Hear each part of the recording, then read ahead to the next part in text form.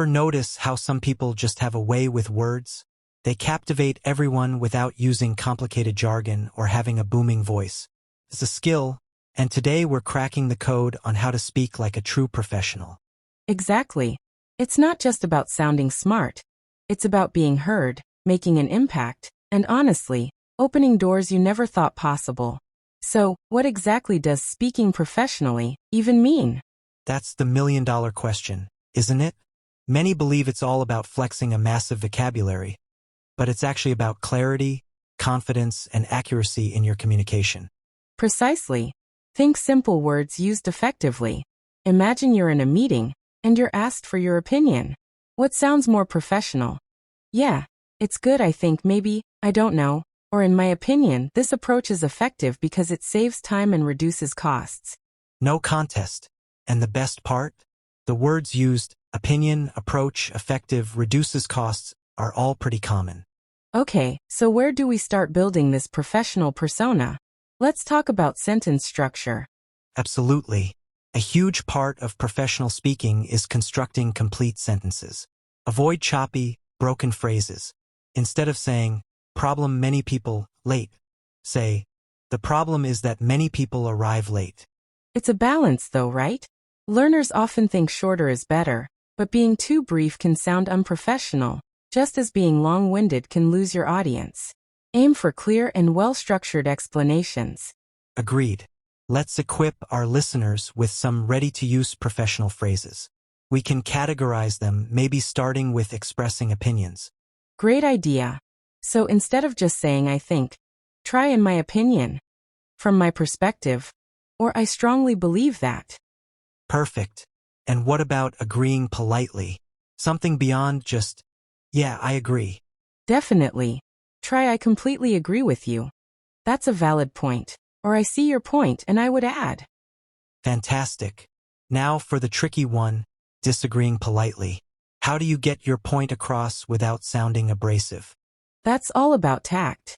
Phrases like, I'm not sure I agree with that. I understand your point, but I have a different perspective. Or with all due respect, I think we should consider another option can work wonders. Those are gold. Just using those phrases will instantly elevate your communication. But it's not just what you say, it's how you say it. Let's talk about tone of voice. Oh yes, tone is everything. You can say the same sentence in two totally different ways, with one sounding confident and the other weak. For example, I think maybe this idea is good, versus I believe this idea has great potential. The difference is palpable. The second one exudes confidence. On the flip side, what about verbal habits we should avoid? Filler words. Like, they make you sound unsure. Silence, a well-placed pause, is far more professional than Absolutely. And avoid slang in professional settings. Instead of saying, that's super cool, say, that's very impressive. Instead of, this thing is awesome, say, this solution is highly effective. Okay, let's put our listeners to the test with a quick exercise. Imagine you're in a job interview. The interviewer asks, why should we hire you? A weak answer might be, I need a job. I think I'm good. I can do stuff. But a professional answer? Something like, you should hire me because I have strong communication skills, I am reliable, and I bring creative solutions to problems. Listeners, pause the podcast here and practice answering that question yourself. Really get comfortable with it. Quick recap. We've covered clarity, confidence, and correctness, useful phrases for expressing opinions, agreements, and disagreements, as well as tone and things to avoid. Now, let's talk about organizing your ideas. Yes. Imagine someone asks you to explain a project. If you just ramble without order, people will get lost. But with a clear structure, you sound instantly more professional. Think of the rule of 3: introduction, details, and conclusion. Love it. So, question. What is your plan for next year? Unprofessional. Work, study, maybe travel. I don't know.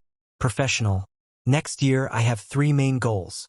First, I want to improve my skills. Second, I plan to gain more experience in my field by doing an internship. Finally, I would like to expand my knowledge. Organized, clear, professional. Now let's add another layer. Connectors. Connectors are the bridges between your sentences. Without them, your ideas sound disjointed. Examples: first of all, moreover, in addition, however, as a result. On the other hand, finally. Exactly. Compare. I like my job. It's interesting. The people are nice. I want to learn more. Versus, I like my job because it's interesting. Moreover, the people are very nice, and finally, I want to learn more. The second version flows so much better. Connectors are your best friends when it comes to sounding polished. What about common mistakes people make that undermine their professional image? Oh, there are a few big ones. First, overusing very. Instead of saying, it's very, very, very good, say it's excellent or it's outstanding. Another big one is translating directly from your native language. What works in one language doesn't always work in English. Definitely. And using casual expressions in formal situations is a no-go. Saying, hey dude, what's up? In a meeting is not professional. Better to say, good morning, how are you? Avoiding those mistakes will instantly boost your professional presence. Let's give our listeners some vocabulary specific to professional situations. Great idea. Accomplishment. Something you achieved. Reliable. Someone people can trust. Deadline. The final date to finish something. Collaborate. Work together with someone. Efficient. Doing something well without wasting time. Solution-oriented. Someone who looks for answers, not just problems. Perfect. One of my biggest accomplishments was completing the project on time. She is very reliable. You can always trust her. We need to collaborate to find an efficient solution. These words immediately give a more professional impression. But it's not just about the words themselves, is it? Body language plays a huge role. Absolutely. You can speak perfect English, but if you look nervous, it won't come across as professional. Stand or sit straight, keep eye contact, smile naturally, and use hand gestures, but not too much. Imagine you're giving a presentation. If you look down, avoid eye contact, and speak quietly, people won't believe in you. But if you stand straight, look at your audience, and speak with energy, even simple words will sound professional. Okay, let's do a mini role play. I'll be the manager and you'll be the employee. Ready? Ready. Can you give me an update on the project? Weak version. Yeah, it's okay, some problems. We are working. That's not professional. Try again. Professional version. Yes, of course. The project is progressing well. We have completed the first 2 phases on schedule, and we are now focusing on the final stage. There were some minor challenges, but we managed to solve them effectively. Perfect. That's professional communication in action. Okay, listeners, it's your turn again. Imagine you're at work, and your boss asks, "What did you do last week?" Pause the podcast, answer in your head or out loud, then compare with our example. Last week, I completed the client report ahead of schedule. In addition, I attended a training workshop to improve my technical skills. Finally, I prepared the plan for next month's project. Organized, professional, confident. And where can you utilize all these skills? Everywhere. But let's focus on 3 key areas: meetings, presentations, and networking. Great plan. Meetings can be particularly stressful, especially if English isn't your first language. But with a few key phrases, you can navigate them like a pro. For example, shall we start with the first point on the agenda? Could you please clarify that? I'd like to add something to this discussion. Let's summarize what we've decided so far. Exactly. Imagine you're in a team meeting, and someone suggests a new idea. Unprofessional response. No. Bad idea. Professional response. I understand your suggestion, but I think there might be some challenges. Perhaps we can explore an alternative. Polite language is key even when disagreeing. What about giving presentations? That's a great opportunity to shine. Absolutely. Tips for professional presentations. Start with a strong opening. Use signposting language. First, I'll explain the problem. Second, I'll present the solution. Finally, I'll share the results. and end with a clear summary. In conclusion, we have seen that The difference between a weak and strong opening is night and day. Hi, I'm gonna talk about something versus good afternoon. My name is Anna, and I'm here to present our marketing strategy for the next quarter. huge difference. And finally, let's not forget networking. It's all about building professional relationships. Exactly. Professional small talk phrases.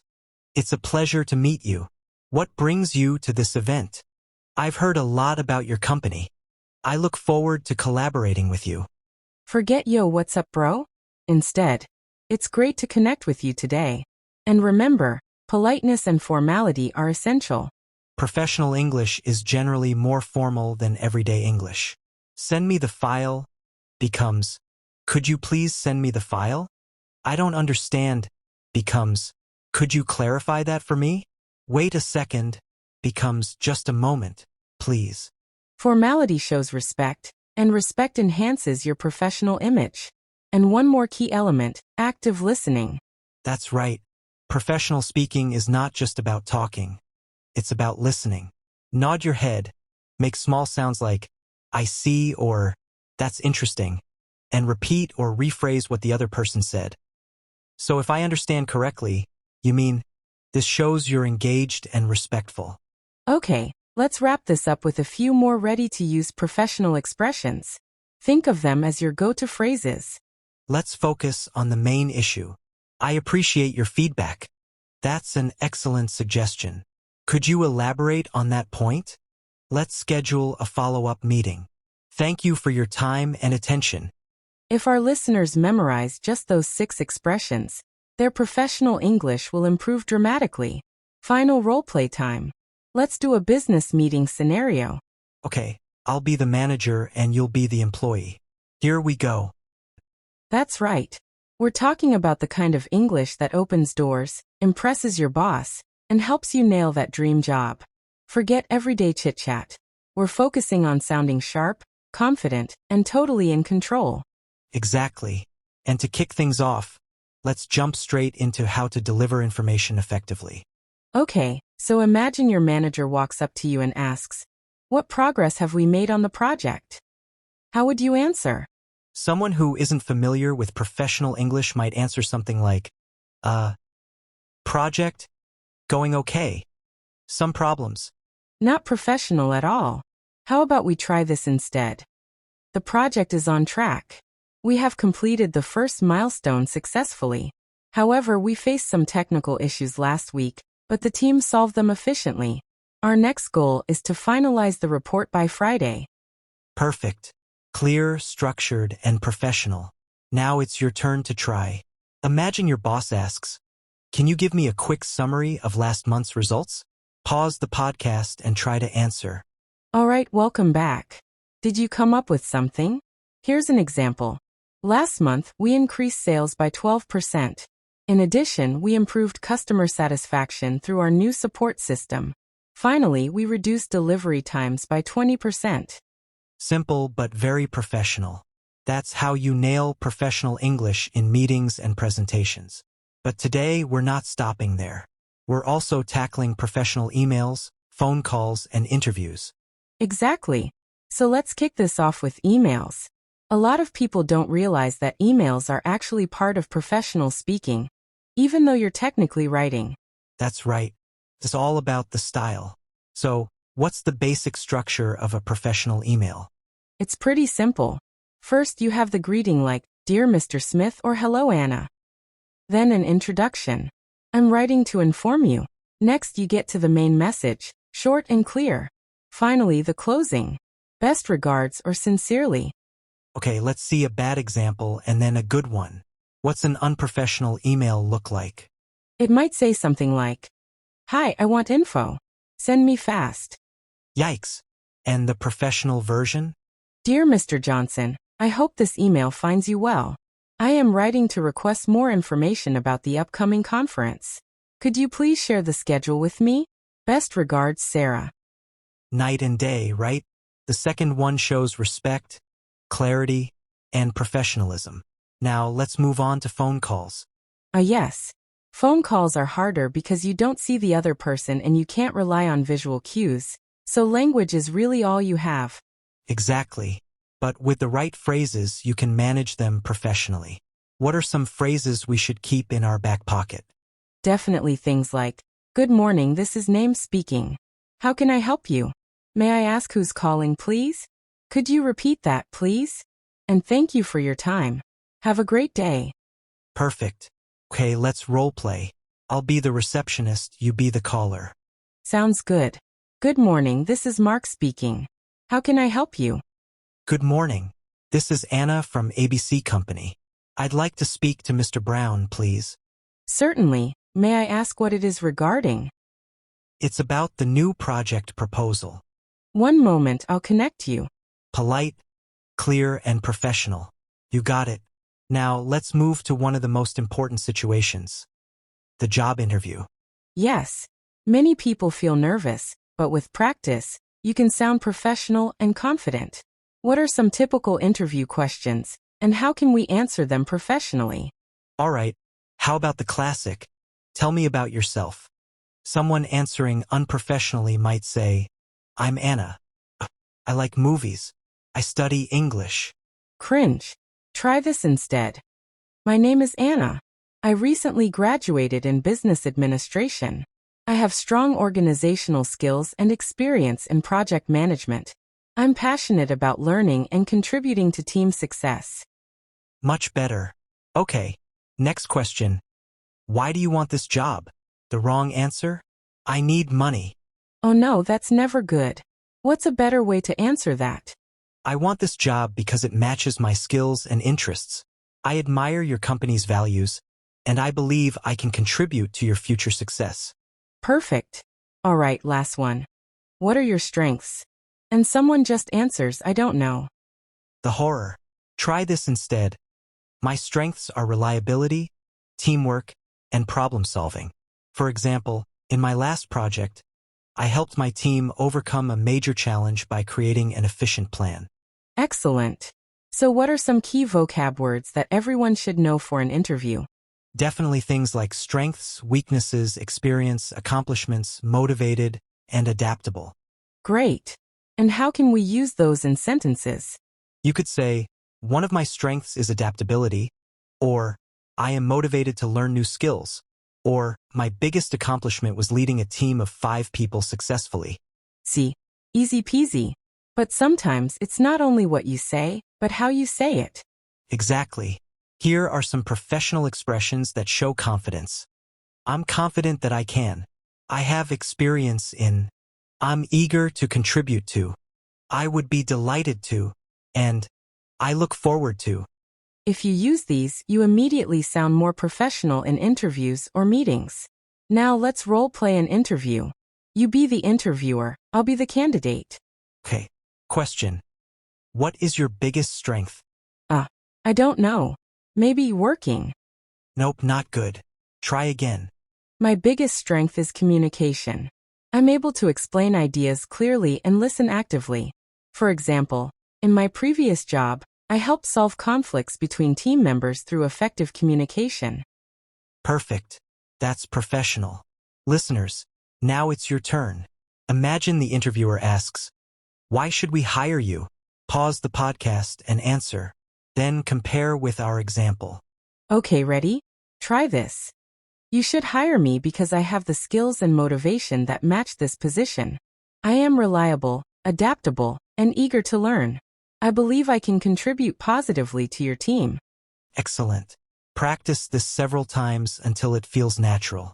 So, in this part, we learned how to write professional emails, handle phone calls, and prepare for interviews. Yes, and these are real-life situations where professional English is essential. And now we are moving on to the next topic.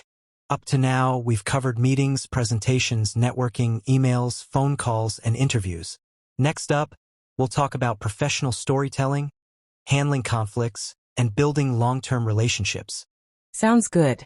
So let's start off with the art of professional storytelling. Storytelling is not just for novels or movies. Professionals use stories to persuade, explain, and inspire. That's right. A good story makes your message memorable. What are some steps to follow when creating a professional story? There's 4 steps to creating a professional story. First, the context, which means setting the situation. Then, describe the challenge. Third, explain what you or your team did. Finally, show the result. And of course, let's show the difference with bad and good examples. Starting off with a bad example of a professional story. We had a project. We finished it. Haha, that's terrible. Now let's show a professional way of telling the same story. Last year, our team faced a difficult project with a very short deadline. The challenge was to deliver high quality in only 2 weeks. We collaborated intensively, divided tasks efficiently, and managed to deliver on time. As a result, the client extended their contract with us. See? That story shows skills. Teamwork, efficiency, and success. Next up, we have how to handle conflicts professionally. Yes, conflicts happen in every workplace. However, how you handle them defines your professionalism. Imagine you are in the middle of a heated debate, and instead of saying something unprofessional such as, "You're wrong. This is stupid," you should respond by saying, "I understand your point of view, but let's try to find a solution that works for both of us." That is so much better. So, are there any other phrases that would be useful during conflict resolution? There are, such as saying, "Let's focus on finding a solution. I see your concerns. Can we explore an alternative?" Or, "I appreciate your opinion. Let's find common ground." Excellent. These phrases reduce tension and increase respect. Now, we can even combine storytelling with conflict resolution. Great idea. Here's an example. Last month, our team disagreed on the marketing strategy. Some wanted to focus on social media, others on traditional advertising. Instead of arguing, we decided to test both approaches. After 2 weeks, the results showed that social media had double the impact. Thanks to this test, we reached a consensus and improved our campaign. That's a great example. The story shows conflict, action, and a positive result. Remember that, listeners.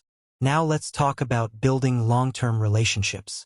Yes, professionals don't only focus on short-term goals. They build long-term relationships, and language plays a key role. What are some tips for building relationships? Always say thank you.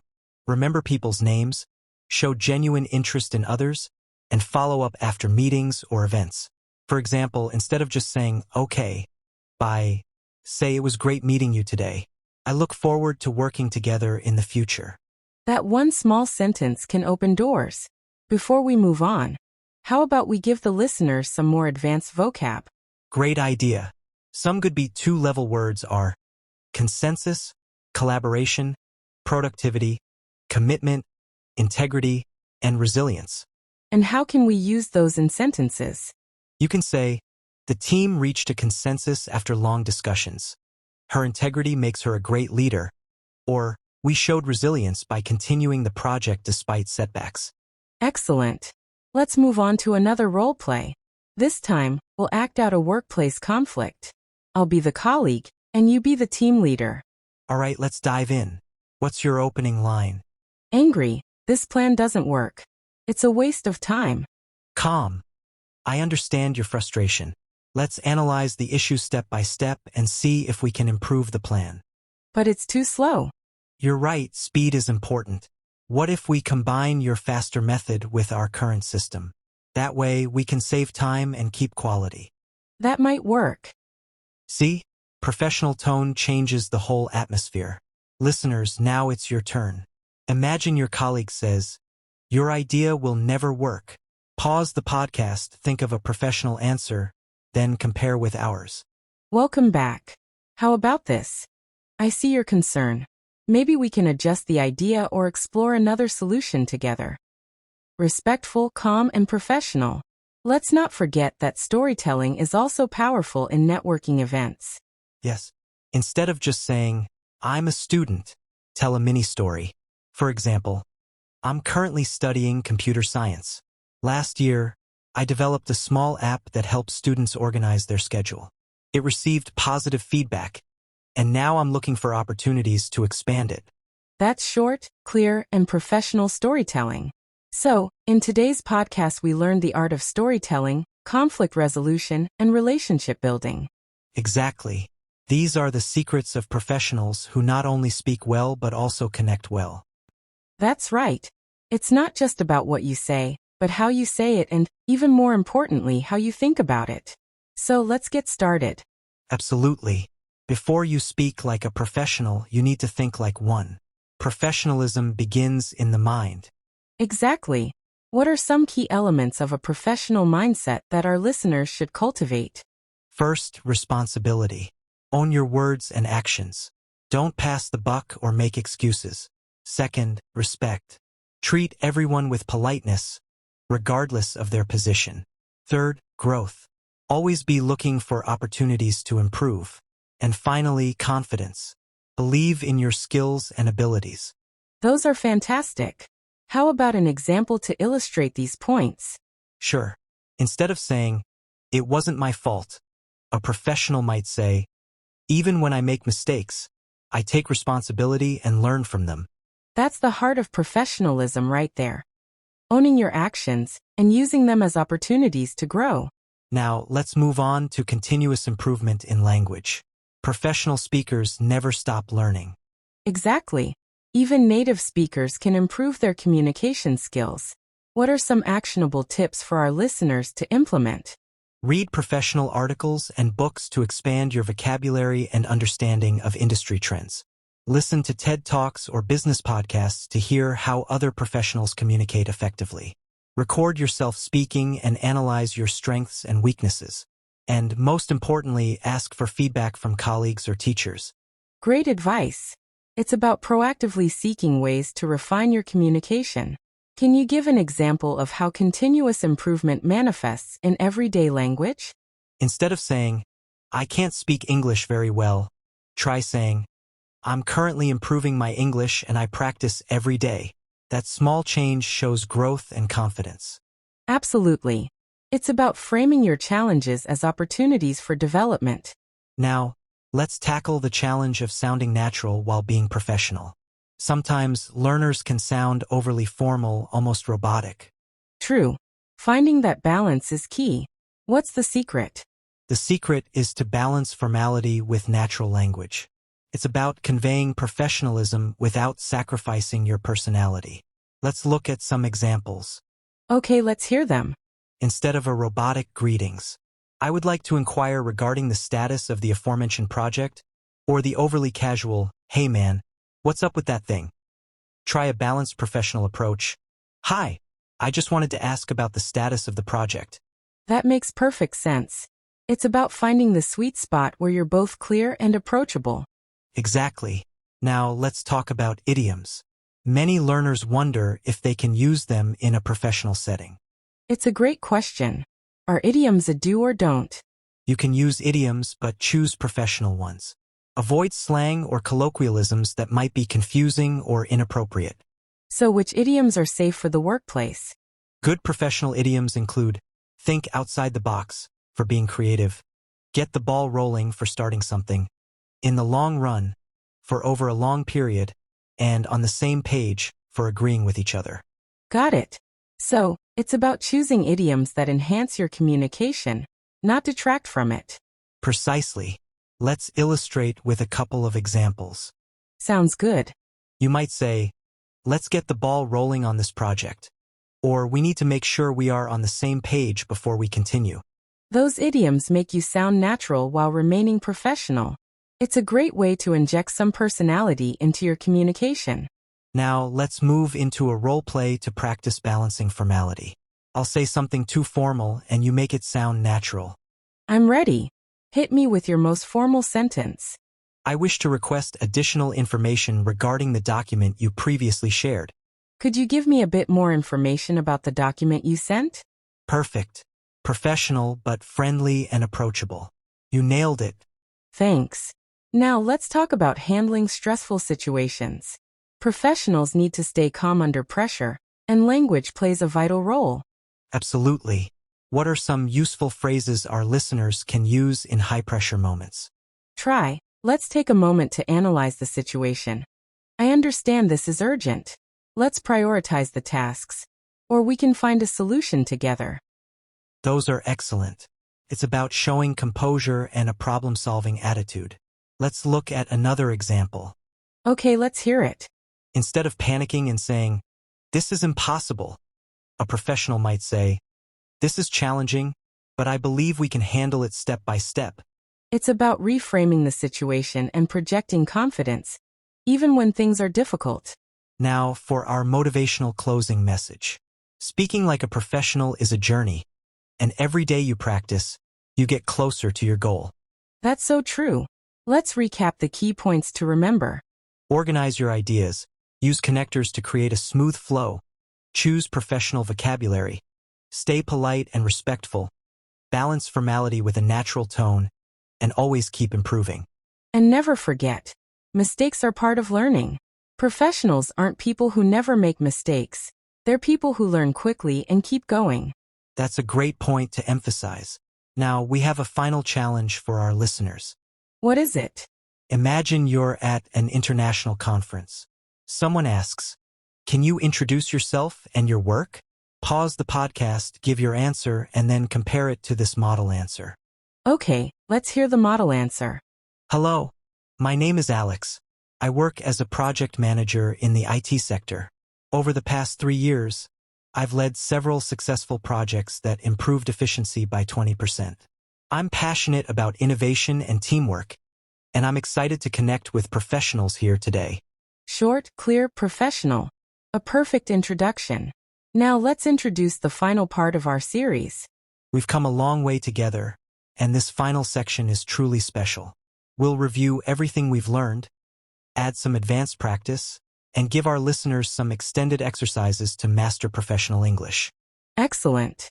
So let's start with a review of the core principles. The main pillars of professional speaking are clarity, speak in full, clear sentences. Confidence, use a steady tone and avoid fillers.